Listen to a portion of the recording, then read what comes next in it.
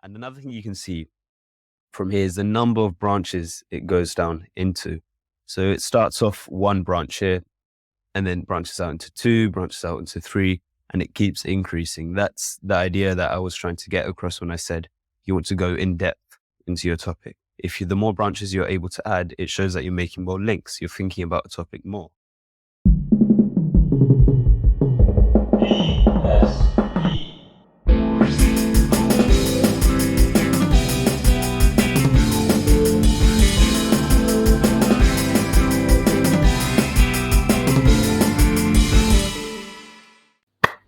Welcome to the BSP once again, where we have another riveting topic. And in today's episode, we are delving into the art and the science of making effective notes. Notes are the foundation of successful learnings, and they serve as this personal guide through any revision or any lessons that you have. But not all notes are going to be the same. And in this episode, we're going to be exploring the techniques and different strategies to help you supercharge your note-taking skills. Before we do that though, just a brief intro as to who we are. My name is Vihash. I'm currently a sixth form student and I am an aspiring medic as well, which means my A-level choices are maths, biochemistry, and my AS has actually changed now from geography to media. But I guess that doesn't really have an impact. And Joe, do you want to give us a bit of an intro as to who you are? Yeah, sure. So my name is Joseph. Joseph. I'm a final year M.Pharm student. I'm going into industry next year, so my pre-registration year, I'm going to be doing 6 months in research and development. And Okay. All right. Well, let's get straight into it. Just briefly though, today we will be talking about 4 note-taking methods, so I can just say them so that you're familiar with them from the get-go. So the first one is the Cornell Method. Don't worry, we'll be going into the details later on, but the first one is the Cornell Method. Second one is mind maps, which we've talked about a lot before. The third one is the outline method, and the fourth one is the Feynman method, if I'm saying that correct. But let's move into segment 1, where we will be talking about the purpose of note-taking. So Joe, could you tell us or introduce us as to why we need to be taking notes in the first place? Sure. So let's really begin to understand why note-taking is incredibly crucial. The ultimate purpose behind note-taking. First thing, and I'm sure with a lot of other people as well, notes serve as the backbone to anything that we do, particularly when it comes to education. And in this case, notes serve several vital purposes. They help you organize information in an incredibly good way, for increased comprehension, act as a reference for reviewing and retaining knowledge, and promote good engagement during lectures and reading. So, speaking of that, lectures. A reason why I say notes are incredibly useful in that context as well, because personally, for the last 3 years and going into my fourth and final year, note-taking is such an incredible way of staying on top of the information throughout lecture. So what I mean by this is an incredibly useful technique before coming to a lecture is always doing further reading around the topic. And doing further reading around the topic would require you to make necessary notes. Then going into the lecture, I think there's less of a strain that's required on the individual to actually take notes while the lecturer is speaking, since I think it's far more beneficial to stay more attentive and relaxed and just actively listen to the lecturer as they speak. So say if there is something that the lecturer is saying that's incredibly important, or even the lecturer in and of itself is intrinsically important, I would recommend you to print off a PowerPoint before you go to the lecture. And you could print this off in a way that this PowerPoint slides would be, you'd have, let's say, around 4 to 6 slides in one A4 sheet of paper, right? And then let's say 4 slides in one A4 sheet of paper. Half of that page would contain those 4 slides, and then the other half is just literally a blank slate. By doing so, you can annotate the information on these slides and then do extra reading once the lecture is done, adding the information to the blank area. Another purpose the blank area could serve as is also being able to write questions in that area. So you're honing your knowledge from where you got your dense piece of information, which is your lecture slides, the annotations that you've made to the lecture notes, then the questions which you would generate from those lecture slides. This, I believe, is such a really good way of staying on top of the information, but also acts as a quick reference guide to anything that you need to write down in the lecture, because you're not wasting your time actively having to write down everything that the lecturer is saying, because ultimately, for the most part, they do just say what's on the presentation slide. But some lecturers do go out their way to mention certain other things around what they're saying. And if they're giving concepts or explanations, and it's something that you're really struggling to grasp or, wrap your head around, then it's worth annotating those slides. Yeah, that's a really good point. That's a really good point that you've made there. And I think when it comes to writing notes, the main reason you're doing it is so that you're able to retain the information better. So that means not necessarily just typing up notes or copying and pasting, which we'll come on to later, because those are passive methods of writing notes. And the other one is when you're writing information down from slides or anything like that, it's important that you go back over it afterwards, because that's how you're going to ensure you learn from any mistakes that you've made before. So, for instance, just as a brief example, let's say that the lecturer or the teacher asks a question during the class, and you yourself, although you might not admit it during the class, you yourself don't know the answer. It's important that you write that question down and then write the answer down to that question, so that when you come back to looking over your notes, you realize, okay, here, I got that question wrong before in a lesson I had a couple months ago. I'm glad I've written it down, because now I'm not going to get that question wrong if it comes up in the test, because you never know what these examiners could ask in the test. And the other other reason why you should take notes, or the way you should go about taking notes, is not writing pieces of information down as soon as you go into a class. And by that I mean, say a teacher's teaching a new concept that you haven't learnt before. It's vital that you don't immediately start writing everything you see on the slides. As useful as it might seem, I know a lot of people, including myself, might instantly believe, okay, if I write the notes down now, I can revise. I have a completed set of notes for later, which helps me to revise better. But that to an extent that is the case. But I think an even better way of going about it is waiting for some time and really trying to understand what the teacher's saying or what the lesson is about. So spending about 15 to 20 minutes or just a couple minutes understanding the concept, getting your head around it, and then going down to write your notes. And then when you go down to write your notes, you know exactly what you're writing, okay? And you're more likely to write it in a way that you understand yourself, so that when you come back to revise from it, it's going to be even easier to remember. Yeah, no, definitely. 100% agree with that, Bios. But one thing I actually want to ask you, Bios, looking back on it, would you say that at GCSE or at A-level, it's necessary to come prepared to lessons? It's necessary to do that further reading around those topics, do the necessary work before you come to lessons, because it's something that really applies to myself, particularly at university, something I have to really have further reading around, going in with a concept and a fair decent level of understanding to then actually be able to actively participate in the class. So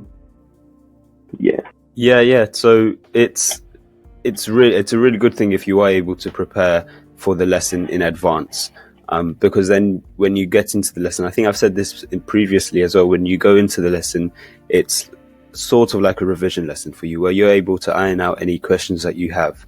So, for instance, if I, whether it's through the PowerPoint or just through the textbooks, if I just quickly go over, I don't know, something like biological cells before I have the lesson with the teacher, I can go into the lesson and ask my teacher, okay, I have a question about this part, and that way you know what your gaps are in your knowledge before you go into the lesson and realize you have gaps in your knowledge, if that makes any sense whatsoever. So if you can do a bit of revision, or a bit of what do I call it, extra reading, or read some notes before the class, then I think it will really be beneficial. And I know it benefited me, especially through year 11, when it comes to revising. Okay. That's a really great point that you made right there. I think the fact that you're also being able to actively participate within the class, although this is on the line of note-taking, I think being able to voice any questions or any confusion that you may already have that you've written down, and you decide to put your hand up and really voice what it is that you kind of want to clear up. Really doing that and actively participating in the class, I think you guys will genuinely see a drastic improvement in your grade. Something which I've seen myself do. I feel as though I've tried to actively participate at university, putting my hand up, putting myself out there, and as well as this, making a note, a bit of a history as to the kind of questions that I've asked, and then the responses that I've gotten from the lecturers on that given topic. It has really, really helped me clear up any struggles, any confusion on anything that I've really ever had. So something I really recommend to you guys, whether you're at GCSE, A-level, or even at university, please actively participate in these classes. Write down any questions that you kind of want to get cleared up. And as well as this, from personal experiences, it's not something that I have really pushed myself with you at A-level or at GCSE to really actively participate in the class. But if I could go back and, if there's anything that I could change, that would be one thing that I would change, to actively participate in the class more, ask more questions, particularly at A-level, because there's so much breadth and depth to a given sub. With that being said, Vihas, can you take us over to the difference between active and passive note-taking? Of course, I'd love to. So in segment 2, we will be differentiating between active and, like you said, passive note-taking. And I believe it's always good or always better to aim for the former, because you're able to engage with the material or the content that's been given to you, and it's also going to help you more in the long term, because, well, you'll be able to remember it for longer and it will be easier for revision as well. So let's very quickly, before I get into it, let's just be honest with ourselves and say that all of us, both you and me, we've done a lot of passive note-taking. I think almost every student has before in their lives, whether it's due to convenience or if you have like a project to do the next day, but it's inevitable when it comes to revising or when it comes to note-taking. But let's just give some examples of what passive note-taking is so that the viewers are familiar with it. So some examples are things like underlining words. So if you're given a piece of text and you just go through it, underline or even highlight, while that might be a better way of looking at that text than just reading it and doing nothing, it's still not you actively trying to remember what's in that text, or rewriting, for instance, that piece of text in your own words might be a better way than just highlighting and underlining. Another way, another passive technique is just cutting and pasting from the web.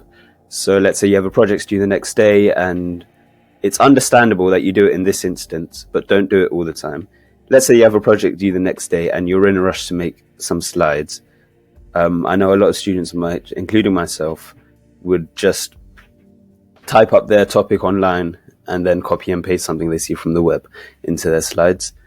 And ideally, if you don't do that, it would be much better, because that way you're ensuring you understand the content and you understand the information. And instead, an active form of that would be typing it up in your own words, of course. And that goes into the point that we were talking about before, which is don't write everything in a lecture. Okay, so it sort of ties in with what I was saying before, where if you just walked into a lesson, don't just start writing everything you see on the board or everything that your lecturer says, because you want to ensure that you understand what they're saying first, or understand what's on the slides first before you write it down. And don't also, another inconvenience of that is if you end up writing everything that's said, you're not really able to pinpoint what the important information is. Okay, so when you come back to revising, you'll just see 3.5 pages full of notes that you don't really understand. You haven't done any highlighting, you haven't done any things in caps lock to know that that's important. All you've done is just written a transcript of that lesson, and you don't really understand what the important things are. So those are the main passive note-taking techniques that I think most students, including ourselves, like I've said before, have done. And is there anything else? Have I missed anything? It's not anything that you've necessarily missed, but more so something that's actually just come to my mind. Okay. It's actually, this is something that a lot more people do than you think. I think as well, you and I are both guilty of this, all right, is to have the TV in the background or some form of entertainment in the background, whether that would be, some video or, I would even go as far as to say playing music. And you guys are probably thinking, well, I listen to music when I revise. Well, let me tell you this, evidence out there actually shows, when you have something like that, something so distracting in the background while you're trying to actively take on that information or even memorize that information, it's not necessarily going to go in as well as someone who's just sat in a completely isolated room without any distraction, without anything going on in the background, without, songs which have, really, strong flow or lyrics involved, having that in the background is really going to affect the way that you take in that information. Yeah. My question to you, Vijay, have you done that? I have, and I used to do it almost every single time I revised. But I actually recently stopped it because I think it must have been my teacher who said not to do that, and I was like, okay, let me give it a try. And I'll be honest, more so the music part. When I stopped listening to music that had lyrics specifically, it helped so much more better, because I wasn't listening to what was being said. I was more paying attention to what's in front of me. But instead 100%. Now when I do revise, I do have music, but I usually have things that don't have lyrics. So it might just be like ambient music, or it might just be study music. And I mean, there's tons out there like lo-fi. So you're still able to do it with some music. Just don't have like some blasting rock music in the background. No, exactly. I think another really big thing is when I revise calculations at pharmacy school, I have my own Spotify playlist, in fact, and I'm listening to stuff like Pirates of the Caribbean, that sort of thing. You guys probably think, Joe, why are you listening to that stuff? Let me see something, all right? First of all, there's no lyrics. Oh, no, you might get copyrighted. I wasn't even that good. Listen, we're not going to get stuck up for copyright. You'll imagine the whole video gets muted, but this whole hour just gets just muted because of that little thing. Yeah, that's crazy. But let me tell you something, guys. If you're listening to stuff like that, when you're doing like something like calculations, for example, I feel as though, number one, it has no lyrics. It has a catchy tune. I feel like I'm able to like hyper focus on what it is that I have right in front of me. It's incredibly useful to have that kind of playlist. But yeah, with that being said, Vihas, let me ask you this question. Active note taking. Before you dive into it, let me ask you this. What does it mean to you, and how do you utilize it? Okay, yes. So active note taking is the exact opposite, or almost the exact opposite of what we've said. And I Yeah. have used it quite a lot, and I'll say it now from experience, it's really beneficial. Much more beneficial than just things like copying and pasting into slides. So some examples that I've done myself and you've done yourself, Joseph, is things like thinking about what it is that you want by the end of, say, a research project before you do the research project. Because if you don't know what your ultimate goal is and you're just doing it blindly and hope it gets you somewhere, it's not going to be beneficial for you because you don't have that end goal. You don't have that you essentially don't have that end goal in trying to, I don't know, whether that's trying to learn the content that you're researching or trying to get a couple, maybe it's like 30% of a coursework or something like that. But you don't have something that you want to reach by the end, which is going to limit you from how much you learn. And the other examples of doing some active note taking is looking for any answers to any questions that you have before you go and ask your teacher or before you go and ask someone who you think might have the answer. So, for instance, let's say I am doing some revision before the lesson and I'm going ahead. I've done it before where I've come up with questions when I was revising. And what I'd do is I'd write the question down into the margin so that I can either look back on it during the lesson and realize I had a question and ask my teacher, or when for instance, when the teacher takes the book in to mark, she'll see the question herself and write an answer, whether it's on the side or come and tell me the next lesson. But I think researching a question that you have before asking your teacher, it gives you that background knowledge to understand a bit more of what your teacher is saying. Because I know the number of times when I was in GCSE and I'd ask a question, the teacher would come back by saying, "Oh, you don't need to know that. That's A level content, or that's AS level content. So you don't need to know that now." But if you have that background knowledge, then you might understand a bit more of what your teacher might be answering, if that makes a bit of sense. Yeah. And another one is writing your notes in your way. I said this before. You should always write any pieces of information, new information or new concepts down in your own way. And that means that when you come back to look at it, you're more likely to understand it because you've already written it down in a way that you understood it. Okay, so if I don't know, if I was in a lesson where I was learning something new and I write that piece of information down in my own words, then I ensure that if I come to revise from it 2 or 3 months down the line, I'm going to understand it again because I've written it in my own words, rather than just copying and pasting from what the teacher said or from what the slide says. And the last one is recording direct quotes only when it's important to have the exact words that someone else has used. So that might be for definitions, or it might be for famous people's principles or famous people's I don't know, like the Newton's law, for example. You want to write those things down word for word because you have to learn them word for word. And at the end of the day, it comes down to memorizing them word for word if you want to get your marks in the exam. But those are some active note-taking examples. Have I missed anything, Joseph? I think you've perfectly covered that, to be honest. Yeah, so that nicely rounds up. That nicely rounds up segment 2. We have given some active and passive examples, and I think there are quite a few more. But those are the main ones that I think most students can relate to. And the message is, don't do passive notes where you can, okay? Don't do them, because they're not going to help with any memory retention whatsoever, because things like copying and pasting is not going to work. If you're actively trying to remember what's in your notes, it's going to be much more beneficial for you in the long term.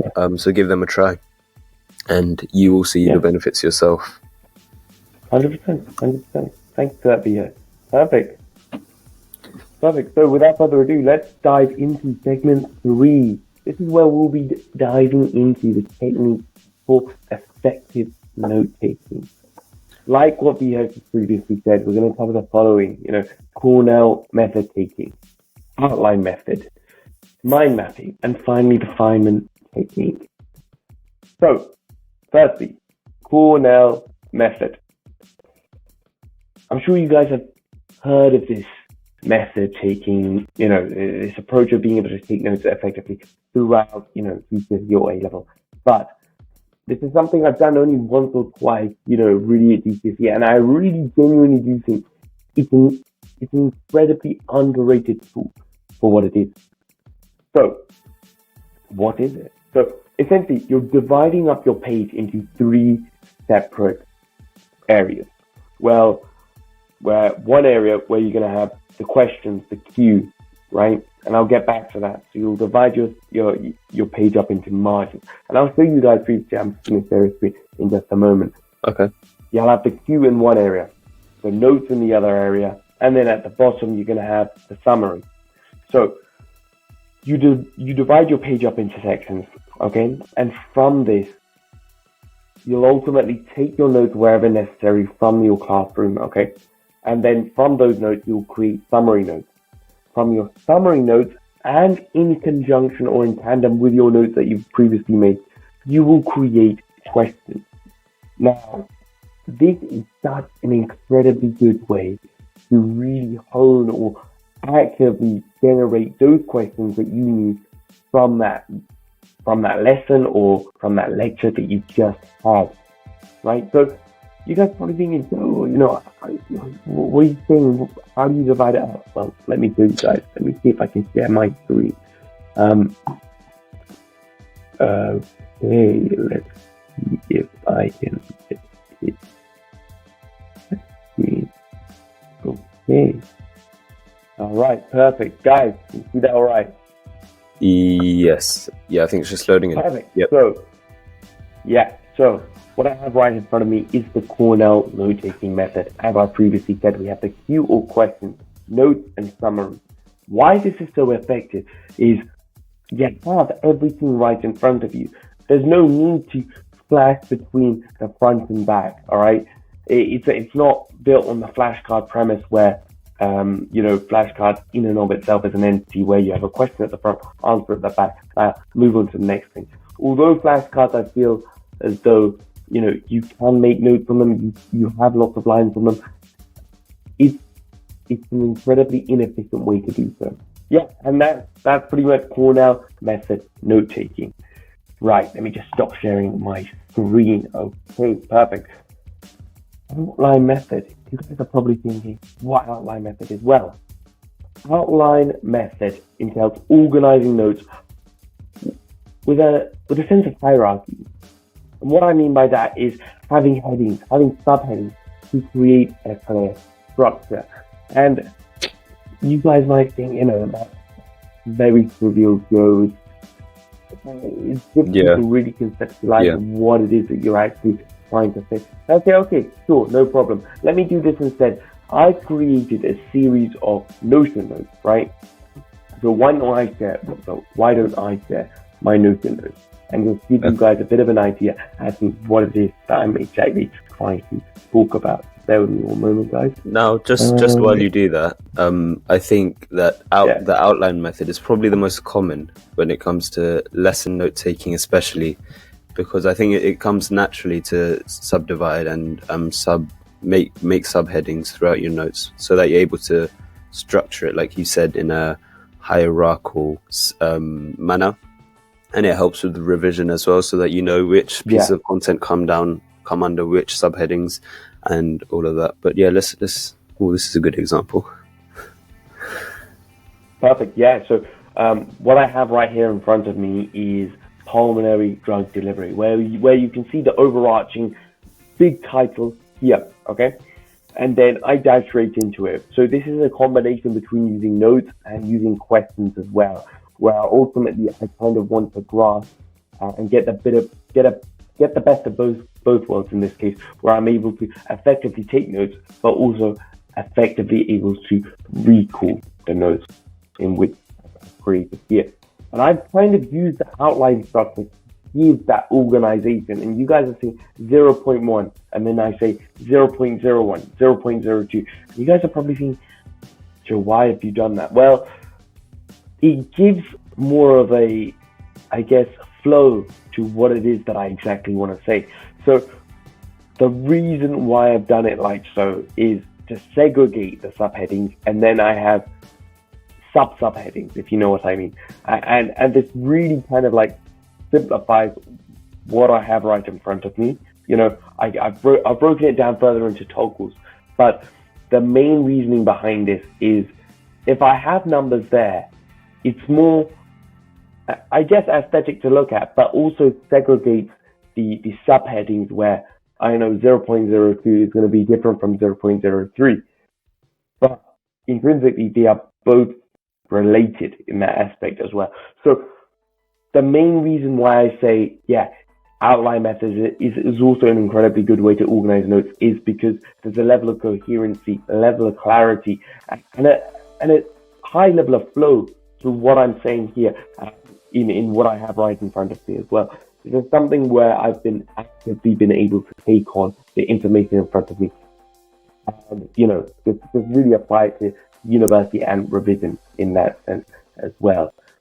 And with that being said, you know, Via, the last few techniques, taking mind mapping and the Feynman technique, could you describe to me how it is that, you know, first of all, you know, outline what they are and how it is that maybe you've incorporated those strategies into your revision? Of course, yeah. So mind maps are a visual way of representing all the ideas in your head or capturing your thinking. Like I just said, mind maps, the main benefit with those is that they are really visual. And as I said previously, visual learners make up the majority of students. Okay, so if you're able to use mind maps, that's a really good way of revising, or a really good way of getting all of your ideas down onto a piece of paper. They use words, and you can use images, colors, to make it a bit more visual, to create strong links and associations that help you to remember exactly what it is you're studying. You're able to dissect big topics, link them to other big topics. And I can just show you a quick example, but just before I do that, I'll give you just a couple of reasons to use mind maps. Okay, so like I said before, they improve your memory with visual cues, with visual links, images, and they also allow you to identify any relationships between big topics. They develop any subject understanding that you have by being able to branch out into different ideas and give more detail than you could with other techniques, and which is what I'm saying, in the sense that you're able to explore bigger subjects in more depth and really try to uncover them. And you can also decide what to include, so what's important, what's not that important, and give it a couple branches down lower to the bottom half of the page, and then all the important things can go right into the center or close to the middle, so that you can identify how significant it is when it comes back to revising. And you can introduce any new ideas. Essentially, when it comes to mind mapping, it's like a path that you're going down, into a jungle, and you're branching off into 3 different paths, and you essentially get lost, it sounds weird, but it might be the end goal when it comes to mind mapping. You want to be able to uncover a topic so much to the extent that you don't really know where you are at the end of the topic, because that shows how much depth you've covered with what you're studying, which is actually a really good way to go about it. So since you've shared your screen, I'd like to share mine and just give an example, just so that we can show viewers what an example of a good mind map. Yeah, cool. All right, let me give this a try. I think also, with that being said, I think mind mapping is such an incredible tool, in the sense that where you're going from an element of chaos to an element of order. You're reforming your ideas, really honing what it is that you really kind of want to put down right in front of you. Yeah. So this is a really good example. Wow. It's the first thing that you can see from this mind map is that it's really visual. It's using a lot of colors. Now, the best way to use colors in mind maps is to have one color associated to one theme, another color associated to another theme, so that you're able to spread out and essentially segregate your ideas. And this version of like polarized learning, I think, is much better than if everything was just black and white, and you're just branching out, and you get lost when it comes back to revising from it. And another thing you can see from here is the number of branches it goes down into. So it starts off one branch here, and then branches out into two, branches out into three, and it keeps increasing. That's the idea that I was trying to get across when I said you want to go in depth into your topic. The more branches you're able to add, it shows that you're making more links, you're thinking about a topic more. And they're using keywords. They're not writing down a whole essay in each branch. They're just using keywords, which helps you to, again, find a word that represents a theme or a mini topic as a whole. So when it comes back to revising, you're not reading one whole essay again, which might be a bit too boring. You just see a small phrase or a couple words, or even just one word that represents the whole theme, so that you know how you've made that link from a big topic to that slightly smaller subtopic. And I mean, you can see all of why it's really good here, because it's like you're taking everything out from your mind and you're putting it down on a piece of paper. It's really visual. I just don't see there's no visual problems with it, is it? It's a really good way of really trying to aesthetic. Dissect a big topic. And yeah. Vias, if it's all right as well, I just want to give a big shout out to the University of Portsmouth, because this is their resource that we have right in front of us. All right, so oh wow, whoa, yes, wow. So here you have some more examples of mind maps. Now with this one created by the hand and the one by the computer, the main thing that you can see is synonymous with both is how visual it is and how many branches they have. So even in something hand drawn, like the one in the bottom here, they've used color just to make it a bit more visually attractive. They've used images like this one in the bottom or here, so that you're able to associate both visual information with all of the text, and it makes it a bit more easier on the eye compared to just, this might be a bit of a disadvantage for the outline method that you were talking about earlier, Joe, but it's less, the outline method is less visual than mind maps, which is a big disadvantage for that. But yeah, we've gone into mind maps in quite a lot of depth. So let me just stop let me just stop sharing. And then we've got one more technique to cover, and that is the Feynman technique. And this I really like. I'm a big fan of this technique. I use it a lot, and I find it really helps me. Just in simple terms, it's a technique where it comes in 4 steps, but overall it's just a technique where you're able to explain big complex ideas in simple terms, as if you're explaining it to someone, to like a child or someone who has no clue what you're talking about. And this allows you to really, similar to mind maps, but you're doing it in a different way. You're able to dissect a topic and keep explaining terms or explaining big concepts that test if you understand it yourself. So I was incorporating this in my revision a couple of days ago, when I was just taught like a new concept. I think it was in biology.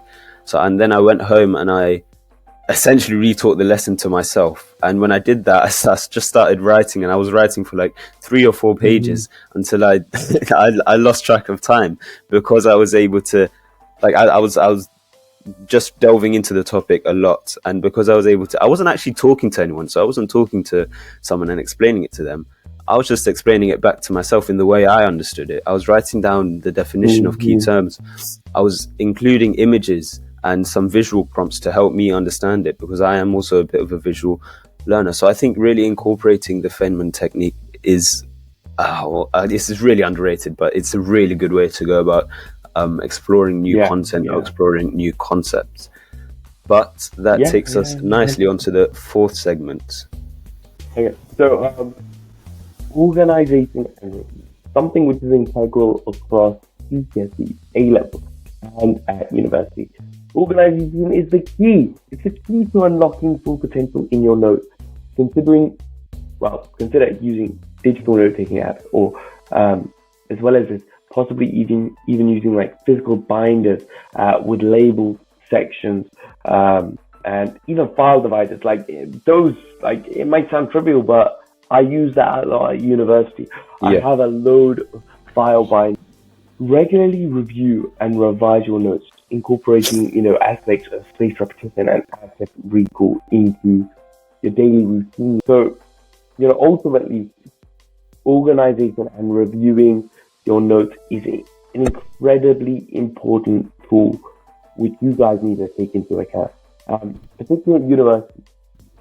Organization at university is so integral because you have assignments, you have assessments, you have formative assessments, you have summative deadlines, which ultimately you're going to get assessed on. It's going to contribute towards your final grade, and you want to make sure that you are putting 110% into every summative assessment that you do. Yeah. Formative assessments, on the other hand, is an opportunity for you to get really good feedback and understand where it is that you went wrong, and use the feedback from your formative assessment to excel in your final summative assessment. So like what I previously said, making sure that the notes that you've made has a high level of organization, a high level of coherency.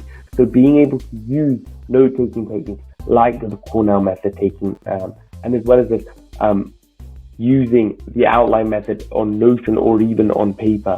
I think an incredibly useful way is to incorporate several of these techniques like mind mapping and the Feynman technique as well, and to integrate all of them into your revision is to not just localize it just to one platform or one method of taking notes, whether that would be Cornell note-taking on hard copy notes, and you're creating those questions.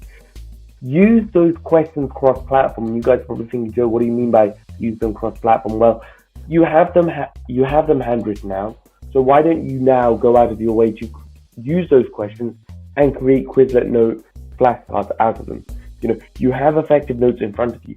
Why don't you take that extra step and take that effort to create those flashcards from the notes that you've previously gotten? So really, you're drilling in, everything that you've learned previously, and then applying it to a new concept of revision, revising ultimately, which is, using flashcards. No. So and that goes on to a really good point of trying to digitalize any notes that you have made. So if you're writing down some information that you want to memorize, a really good way to go about memorizing them is to have an online version of them where you can access it from anywhere at any time. I think we said this before in a previous episode, but having notes as a digital version is a really good way to go about revising because you're incorporating spaced repetition. You can every week have a look at those notes whenever you want, wherever you want. So just make sure to, if there's anything that you want to remember or try to drill into your long-term memory, have a digitalized. So whether that's on Notion, whether it's on Quizlet, or there's several other platforms out there. But if you're making notes, if you're making more like essay-styled notes, then the best way to go about doing those is to write them first of all, and then rewrite it again later on down the line after looking over it briefly. This is going to ensure that the skills that you need or the skills that you've used to write the initial notes improve over time. Okay, so let's say I've written a mini essay in English or history or even geography for that matter. The second time I go about revising from that content, I need to rewrite whatever essay that I've written. So that, say, previously I missed out on a technique that would have gotten me full marks. The second time I go to write that essay, I'm using that same technique to ensure I get my full mark point. That's all I wanted to say on organization and review. So I'd say, in summary, with everything that's already been said, I think ultimately it just comes down to being able to have that adaptability to continually ever-changing situations. So, say for example, at university, like I previously said, you're going to have curveballs thrown at you. You're going to have assignments thrown in your face, and you're needing to do this, deadline's approaching. And likewise at GCSE and at A-level, you're going to have homework which you need to get done. But I genuinely do think you also do have a lot of time during those two big phases of education as well.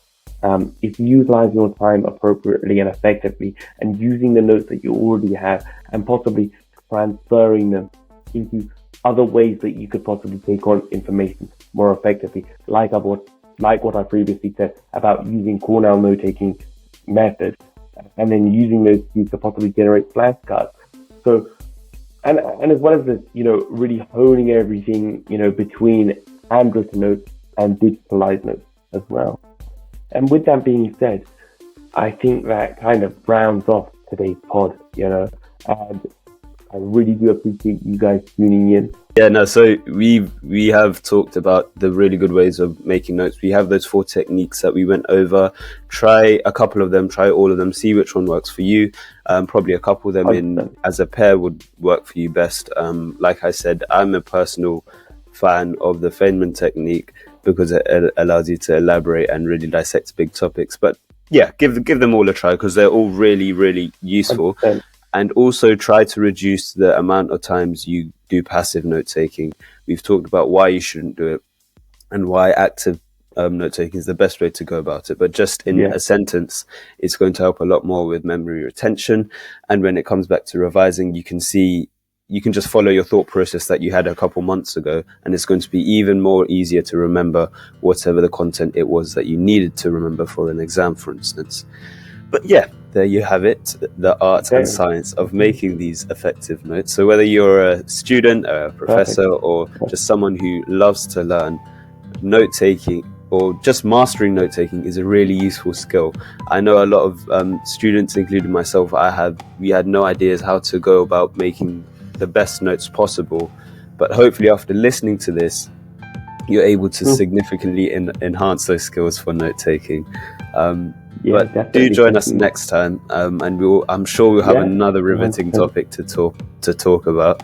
100%. And don't forget, I'm going to do this again because I liked doing it last week. I was going to wait something last second, you know what I'm saying? Subscribe, guys, because listen, guys, thank you so much for what you say, and I really do appreciate it. Listen, my bad, BS. I just saw the opportunity and I just took it, you know what I'm saying? No, that's all right. My bad. But yeah, listen, thank you guys for tuning in today. I really do appreciate it. Yeah. This has been BSP in and out. Come on, let's go. In and out, in and out. BSP out. Let's go. Peace. Yes. All right. Thank you, guys.